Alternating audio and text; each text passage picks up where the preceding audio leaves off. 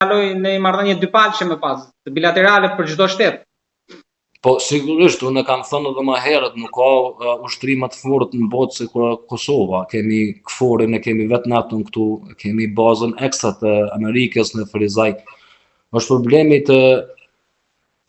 të faktori këtu brenda ne shqiptar, sepse ne duhet të transformojmë, do të thotë, energjinë tonë prej kapaciteteve tona, të ngrisim ato në nivelin që është për shembull Serbia. Deri aty. Dhe kjo nuk mund të ndodhë pa zhvillim ekonomik, nuk mund të ndodhë pa unifikim brenda pluralizmit politik. Do thotë pluralizëm politik dhe demokraci po, që mos të vijë deri te një tirani apo mos të vijë deri tek një korrupsion i skajshëm, por një unifikim rreth pluralizmit dhe populli do të koncentrojë energji të saj pozitive dhe të bën diferencën mes qenit nacionalist dhe patriot. Do thotë ne duhet të jemi patriot deri në pikën kur vim që kemi kapacitet të ndërhyjmë në sistem ndërkombëtar. Dhe kur vim në atë kapacitet që ne të vim të ndërhyjmë në sistem ndërkombëtar dhe të shkojmë të vendosim paqe apo të vendosim pushtim në vendet e tjera, atë është koha e retorikës nacionaliste, që të tregojmë të tjerëve se jeni më inferior se ne. Po përderisa të vijë ajo pikë, ne duhet të jemi patriot, jo nacionalist, jo të shpërfaqim iluzione të cilat nuk mund t'i bazojmë me kompetencë. Tek reagimet pas arrestimit të Maduros nga liderët e Ballkanit, si i pat ju? Pat ndonjë frikësim të ndonjërit prej tyre, ndonjëri hezitoi, ka nga ata që nuk reaguan fare, pra në tërësi. Se duket sikur jemi një zonë influencë në diskutim. Po tani kemi pas, nëse s'kem gabim, të lutem. Vučići u shpreh kundër, Rama nuk reagoi fare, reagoi ministri e jashtme, në Maqedoni po ministri i jashtëm, në Kosovë edhe presidenti edhe kryeministri, në Malzi, me aq sa unë kam lexuar nuk ka reaguar asnjëri.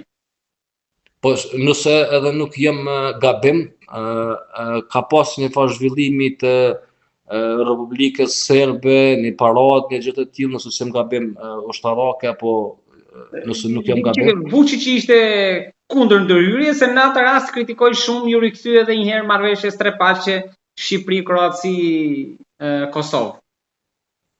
Po, dhe unë mendoj që Serbia është për një kohë të gjatë në procesin paralel të sinkronizuar Evropë dhe Amerikë. Do të thonë Evropa shpesh herë ka ndallimet e tyre për sa i përket procesit të Kosovës janë të sinkronizuar dhe luajnë me dy krah, do të thotë, dhe është sinkronizimi plot sa i përket shtetit të Kosovës. Vučići tani Serbia ka ardhur në momentin e saj që të zgjohet nga gjumi dhe të sheh rrethonat, sepse është rrethuar nga të gjitha shtetet të cilat në mënyrë pasive apo aktive janë pro Amerikës. Dhe është e pamundshme që të shmanget nga realiteti. Dhe ky realitet tani zgjoja nga gjumi dhe nacionalizmi i shumë ushqyer i popullit është bumerang dhe është problem tani se të kontrollohet.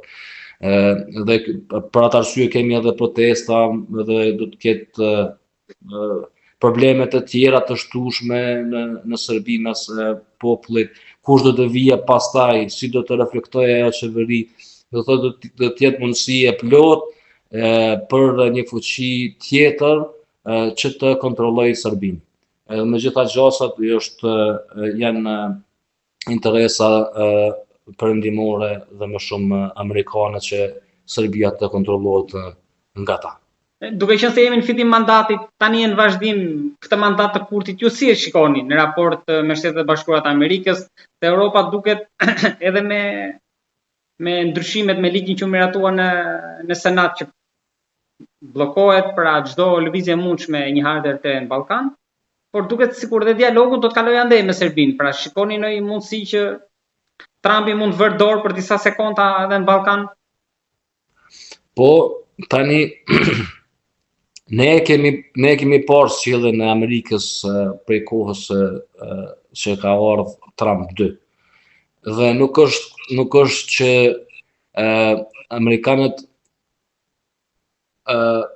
punojnë është të dukshme se ata kur e thojnë diçka e bëjnë. Dhe nuk do të thotë nuk humbin kohë fort me ato strategjitë e shërbimit të fshehtë. Të themi ne kështu për të veprojmë në të kundërtën sa i përket të paktën Ballkanit tonë, sepse e kanë fuqinë dhe e kanë në dorë tani. Çado që dojnë të mund të bëjnë. Dhe kjo në këtë pikë do të kthehen, do të vije Trump dhe me çka do të mirën është me marrëveshjen të cilën e kishin bërë paraprakisht. Ajo do të jetë ose fillimi ose fundi i dialogut mes amerikanëve, Serbisë dhe Kosovës.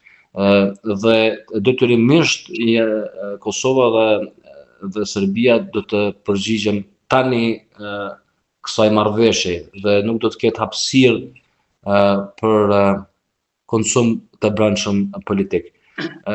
Zotri Kurti padyshim është lideri më i suksesshëm i Kosovës në ditët që ne po flasim. Atë është mund të faktohet shumë lehtë, por është do të thotë i mirë, është një temë tjetër. Unë besoj që ka bërë gabime në zhvillimin ndërkombëtar i cili ka mund të përfitojë shumë më shumë dhe të jetë një lider shumë më i dashur për aleatët e tij, për shokët e tij, sepse thuhet edhe tek ne shqiptarët thuhet se miku mirë është trimi i fortë është me miq shumë. Po me gjitha gjosat nuk e ka bërë një gjë të tillë. Ne kemi folur edhe me vizitën e shefit të CIA-s para se të fillojmë këtë ngjarje dhe ato tani po dalin të shifen në realitet, sepse këta tre lider do të jenë me domos në respekt të zhvillimeve të interesit politik amerikan. Me vitin që sapo ka nisur dhe ngjarjet sigurisht pritën të jenë të vrrullshme për vjetorin e ri që po shkojnë drejt luftës në Ukrainë, që po del edhe parashikimi juaj që nuk mbyllet pa të paktën një dekadë. Zoti Gaxheri, unë të falenderoj shumë për bisedën edhe për opinionet e mendimet që ndat me publikun tonë. Edhe unë ju falenderoj juve zot Tripalla, nëse më lejoni shkurtimisht për përfundim të them diçka. Sigurisht në Kosovë, sidomos ka një do të thotë ka një interes të madh, nevojë shumë të madhe që njerëz të fushës të specializuar në aspektin psikologjik të marrin hapa dhe t'ju jepet hapësinë të flasin me njerëzit sidomos meshkujt kanë një deficit në zhvillimet në Kosovë për shkak të sistemit i cili është ndryruar shumë shpejt prej kohës para luftës. Tani gjatë luftës, pas luftës kemi sisteme të cilat janë ndryshuar dhe ka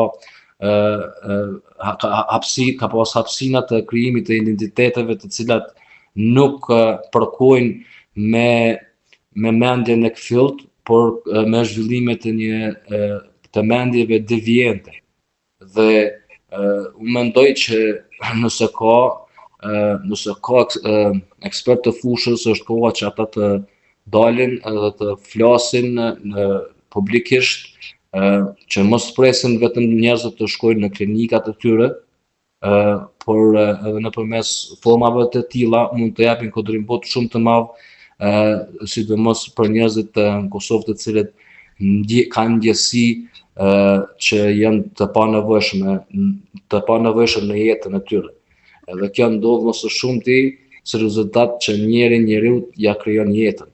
Dhe mos koncepti i lumturisë, i cili ka bazë, është pa bazë, koncept pa bazë, i rrejshëm, dhe mohimi i asaj se jeta vetvetiu është e vështirë dhe njeriu mund ta lehtësoj atë.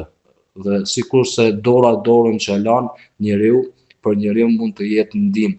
Dhe kjo në shoqërinë tonë shqiptare dukshëm, këtu sidomos në Kosovë, po them me që edhe kam brejt, mungon dukshëm.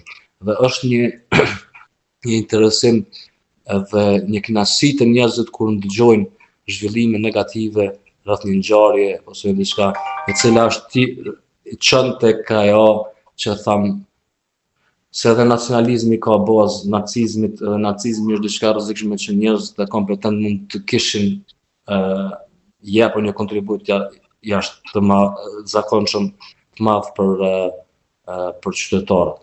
Kaq kisha, faleminderit shumë për mundësinë. Faleminderit ju edhe për mesazhet sensibilizuese, që nuk kanë munguar asnjëherë në fund të bisedës si për raportet mes nesh, por edhe të situatës. Të falenderoj shumë. Rrofsh, faleminderit.